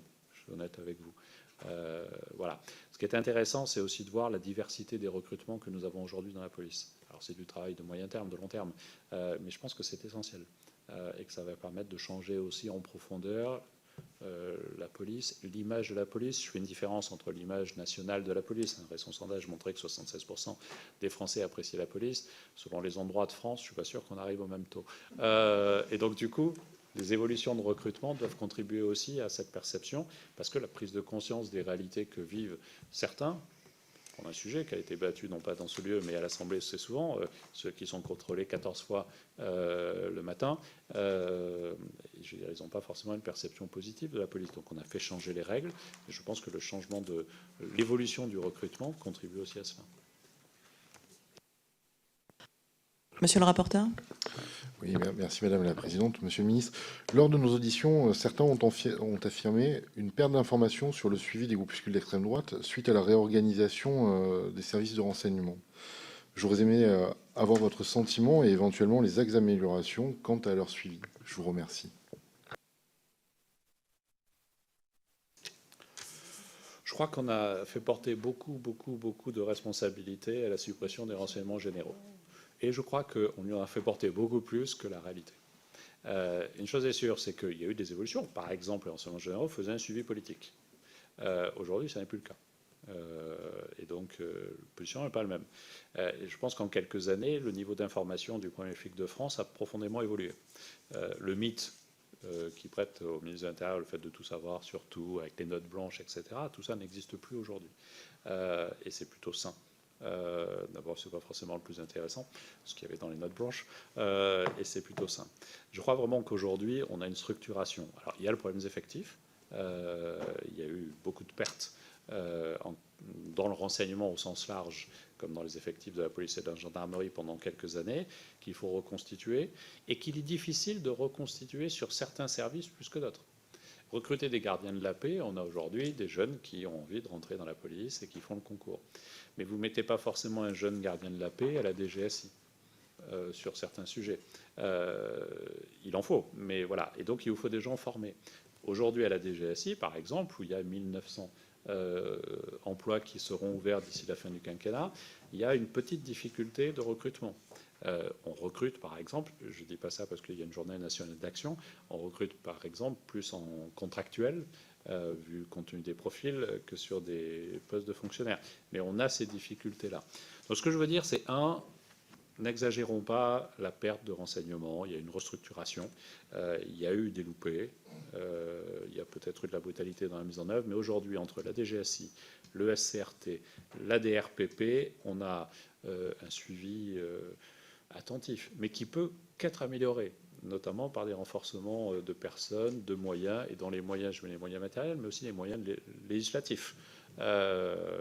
Souvent, il y a une opposition entre vous et le ministère de l'Intérieur, parce qu'on voudrait avoir plus de liberté sur un certain nombre de sujets. Il y a des mesures qui ont été annulées par le Conseil constitutionnel récemment dans la loi justice, qui donnaient des moyens judiciaires supplémentaires aux procureurs, et qui du coup rendaient plus efficaces certaines enquêtes. Bon, ça c'est un débat qui est tranché. Là, il était tranché par une décision du Conseil constitutionnel, j'y reviens pas. Je voudrais insister ensuite sur le fait que ce suivi est aussi effectué au niveau local en lien avec les préfets, auprès desquels sont placés les services du renseignement territorial, ou au niveau local, ou avec la DRPP par la préfecture de police et le département de la Petite Couronne. Et donc aujourd'hui, avec les moyens que nous avons, c'est une priorité. Mais je vais vous parler actualité. Nous connaissons les réseaux sur lesquels vous inquiétez, y compris sur lesquels vous n'enquêtez pas à l'ultra-gauche.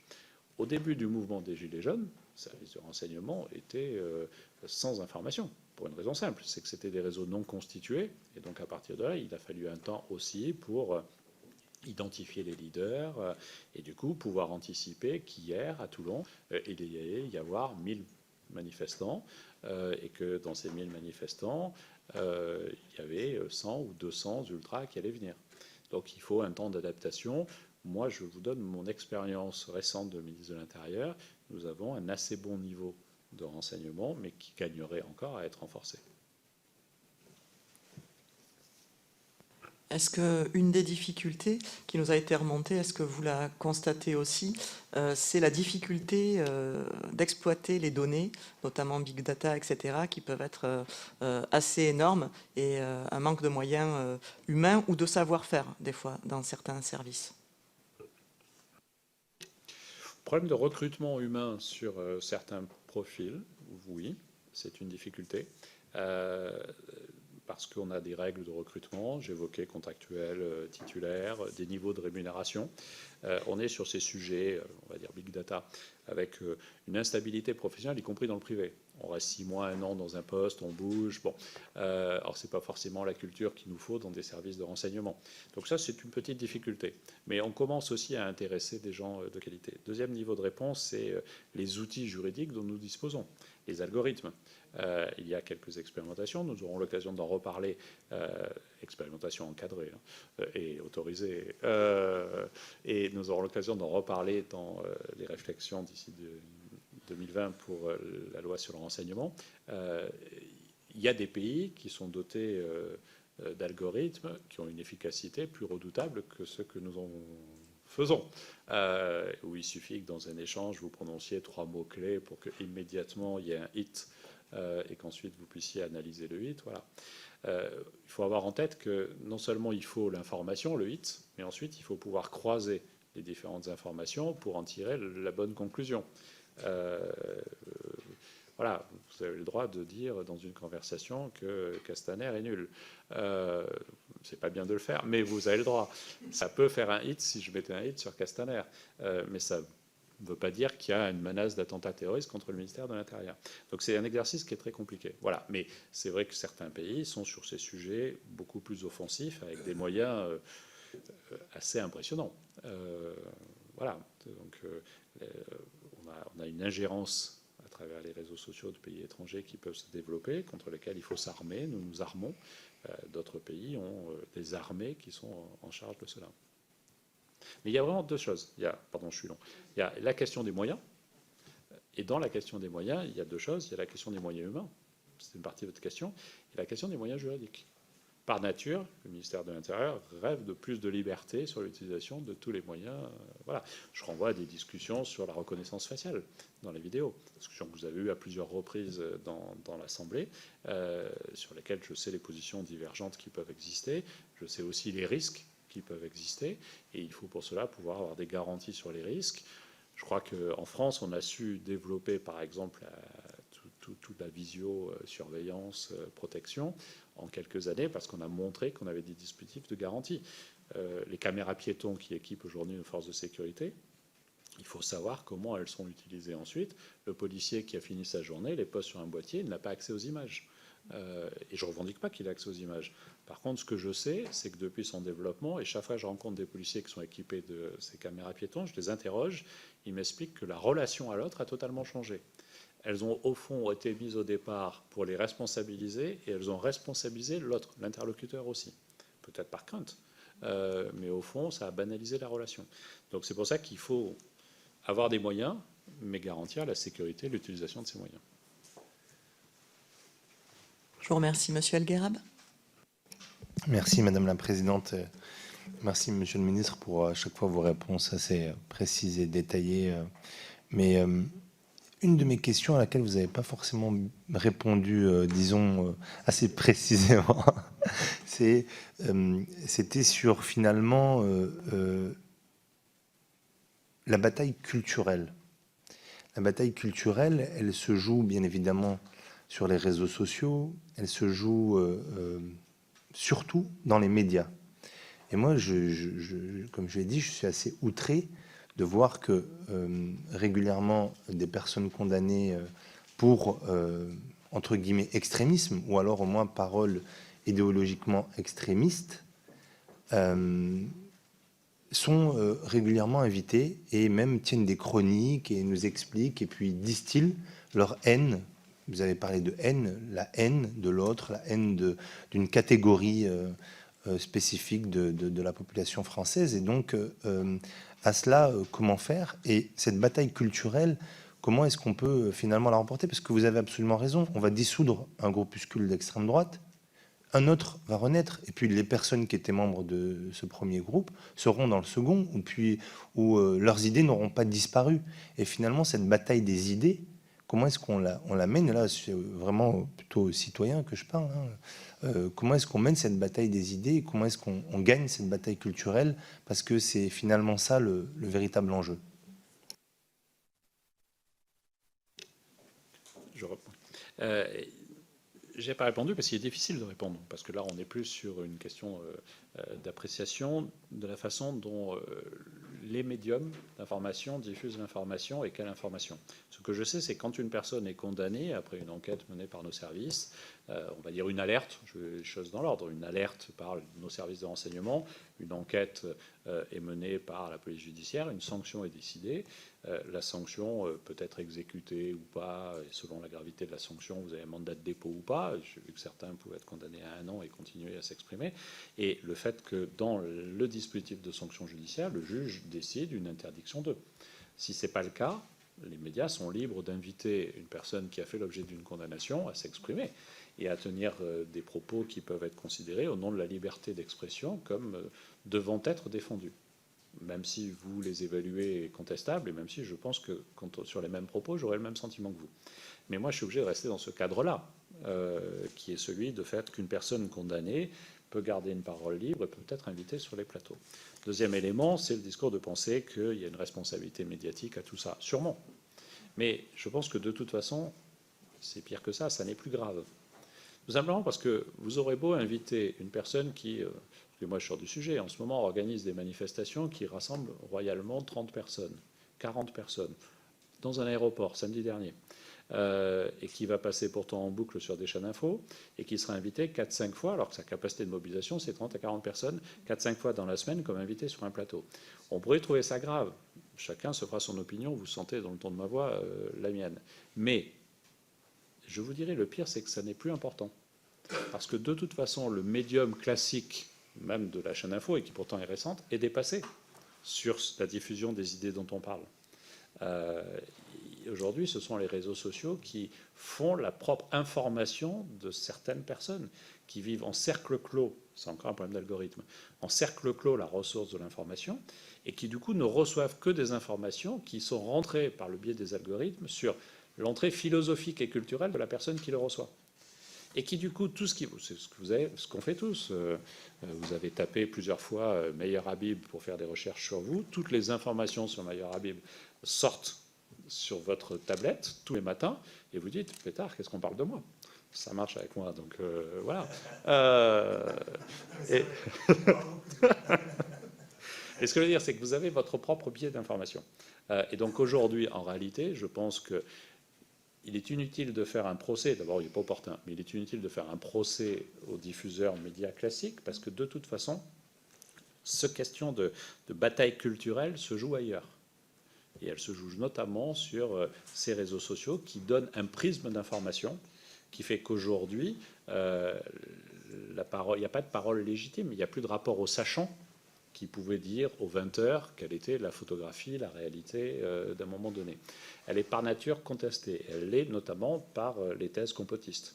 Les thèses complotistes se développent à tout va, et une fausse information qui va sortir sur les réseaux sociaux peut être vue 800 000, 1 million de fois, ou une information réelle, mais qui avant était considérée comme sans importance, peut aussi faire 1,5 million de vues, ce qui sera beaucoup plus que n'importe quel journal classique. Je ne sais pas si je suis clair en vous disant ça.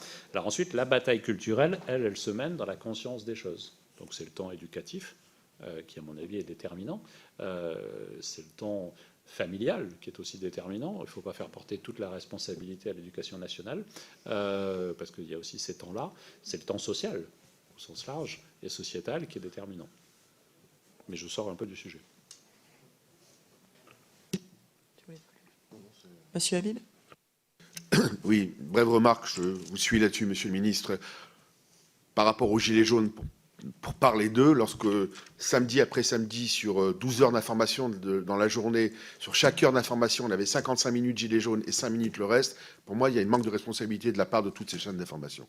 Et surtout, au début, oui, chacun sait qu'il y avait des revendications légitimes, mais après, ces gens-là ne vivaient que pour être justement médiatisés, et donc ils ont parfaitement joué le jeu, et je crois qu'il y a une faute grave au niveau de ça, c'est où je vous suis parfaitement là-dessus. 2 points. On sait que depuis des années, souvent le deuxième dimanche de mai, a lieu, je crois que comme il va avoir lieu d'ailleurs le 12, des manifestations d'extrême droite radicale, en particulier à Paris, issues de Troisième Voie, Action française, GUD, beaucoup d'antisémites notoires, négationnistes, nazillons, etc. Est-ce que vous ne pensez pas qu'on pourrait peut-être penser à interdire... Alors, je comprends, il a le droit de manifester, mais il y a manifestement des dérapages. Je rappelais tout à l'heure à la garde des Sceaux que Robert Faurisson, de Mémoire maudite, a passé toute sa vie, alors que c'était le négationniste par excellence, il n'a pas fait un jour de prison durant toute sa vie, et toute sa vie a été le négationniste par excellence. Donc, manifestement, il y a des choses, à mon avis, à revoir chez nous. Et dernière remarque, par rapport à l'antisionisme, je reviens parce que je ne veux pas reprendre la parole. L'antisionisme, c'est le nouvel antisémitisme. Ce n'est pas moi qui l'ai dit. C'est votre prédécesseur Manuel Valls, et c'est surtout aujourd'hui le président de la République, Emmanuel Macron. Il va de soi qu'on a le droit, qu'on peut, il est légitime de critiquer tel ou tel gouvernement de l'État d'Israël en particulier, comme tel ou tel gouvernement. C'est absolument légitime. Ce n'est pas de ça dont il s'agit.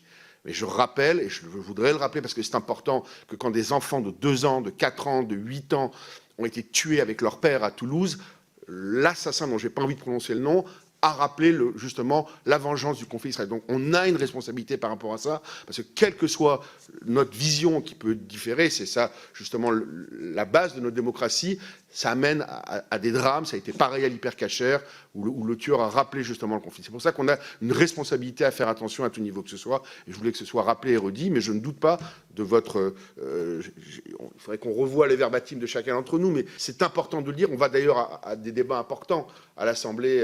Sylvain Maillard, notre collègue, est en charge, je crois, qui est à la tête du groupement de lutte contre l'antisémitisme. On va intégrer justement... par le terme d'une résolution, le caractère européen, d'ailleurs, ni plus ni moins, de la définition de l'antisémitisme. Je reprécise si je n'ai pas été clair. J'ai dit que je ne faisais pas le lien automatique, mais j'ai évoqué le fait qu'on avait trop souvent une posture d'antisionisme qui aboutissait à l'antisémitisme et qui, du coup, je rajoute le troisième niveau, peut se traduire par des actes de grande violence, jusqu'au risque terroriste. Donc là-dessus, je n'ai pas de doute sur cela. Par contre, je nie le caractère automatique des choses. Votre propos liminaire donnait un caractère un peu plus automatique et c'est ce que j'ai voulu amoindrir. Deuxième remarque, il y a hélas des rassemblements d'ultra-droite trop courants. Quand nous sentons que nous devons les interdire, nous pouvons utiliser effectivement cela et les préfets sont en responsabilité sur ce sujet. Ensuite, je vais prendre un exemple du 1er mai. Il y a eu un rassemblement autour de Jean-Marie Le Pen qui a lieu tous les ans et qui est toujours un sujet un peu compliqué parce que certains qui sont présents peuvent apparaître un peu bagarreurs et on n'a pas très loin toujours d'autres manifestants sur le pont qui sont présents aussi. Et donc chaque fois, la préfecture de police met des forces entre les deux pour empêcher qu'on ait des confrontations. Donc on appréhende cela, mais on ne peut pas interdire ces expressions, quelles qu'elles soient, dès lors qu'elles rentrent dans un caractère légal. C'est un sujet un peu compliqué. Je voudrais revenir sur la difficulté que pose le statut d'association et d'appartenance à un groupe ou d'individu. On a eu plusieurs auditions et notamment le directeur des libertés publiques et des affaires juridiques qui nous a indiqué qu'il était difficile d'imputer à un groupement les agissements d'individus. Et d'ailleurs eux-mêmes, quand ils commettent des actions violentes ou des agressions à caractère raciste ou antisémite, disent c'est pas notre groupe, je l'ai fait en tant qu'individu et le groupe dit oui, il l'a fait en tant que lui-même, nous on est non-violents, etc. Monsieur Nunez proposait de faire évoluer le droit afin de faciliter l'imputabilité d'agissements de membres d'une association ou d'un groupement de fait à l'association ou au groupement pour faciliter éventuellement une dissolution. Qu'est-ce que vous en pensez ? Toute la difficulté, c'est qu'il faut du coup démontrer le lien entre le comportement individuel du membre de l'association et l'association. Donc si par exemple il a un t-shirt logoté, ça nous aide. S'il l'a pas, c'est une vraie difficulté. Ensuite, si on considère que le fait d'être membre, moi je nous invite à la prudence quand même. Si on considère que le fait d'être membre d'une association et de commettre un acte délictueux sans établir le lien peut provoquer la dissolution de l'association, il faut faire attention à l'usage qu'on peut en faire. Il est facile d'adhérer à La République En Marche, je ne vais pas dire à France Insoumise, à La République En Marche, et donc du coup, bon voilà, donc, je blague un peu, mais c'est toute la difficulté. Et sur ce sujet, il faut faire attention. Deuxième élément de remarque plus global, c'est la question de la structuration associative.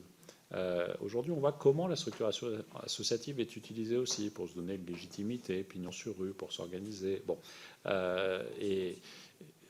par exemple. Bon. Et donc là, du coup, on a aussi une évolution de ce côté-là sur lequel il nous faut veiller. Sachez que les préfets n'ont pas la capacité juridique à interdire d'office le dépôt d'une association parce que l'objet social paraît problématique. S'il est contraire à l'ordre public, oui. Mais du coup, c'est jamais le cas. C'est ensuite le discours qui accompagne la déclaration de candidature qui pose problème. Donc c'est un exercice difficile. Mais c'est vrai que pour nous, il y a une vraie difficulté qui consiste à établir le lien entre le comportement de l'individu et l'association. Mais c'est le fondement même du droit pénal qui fait qu'il faut toujours, notamment ce principe du lien de causalité qui est constitutif dans le droit pénal du fait qu'il faut un geste, il faut un lien de causalité entre l'auteur et le geste pour arriver à caractériser. Là, c'est la question du lien qui va exister entre l'adhérent et l'association. Voilà. Mais sachez que du côté du ministère de l'Intérieur, on est là-dessus le plus offensif possible pour arriver à qualifier chaque fois que nécessaire pour aboutir à une dissolution. D'accord, je vous remercie pour ces propos parce que ça renvoyait un peu aussi à la question du choix de la circonstance aggravante dans le dépôt de plainte où, comme vous le disiez, des fois on peut dire au genre ça va être compliqué à prouver, donc on abandonne cet aspect-là. Donc voilà, pour savoir s'il y a une préoccupation vraiment quand on mène les enquêtes, etc., et au niveau administratif, de faire le lien, quoi. Oui, pour répondre concrètement, oui. Sur les faits les plus graves, évidemment, hein, parce que notre prisme individuel fait qu'on ne peut pas tous caractériser de la même façon. Mais quand on est sur des faits graves, la réponse est oui. Je vous remercie. Monsieur le rapporteur ? Non ? Une dernière question pour quelqu'un ? Très bien, je vous remercie. On va clore l'audition. Merci.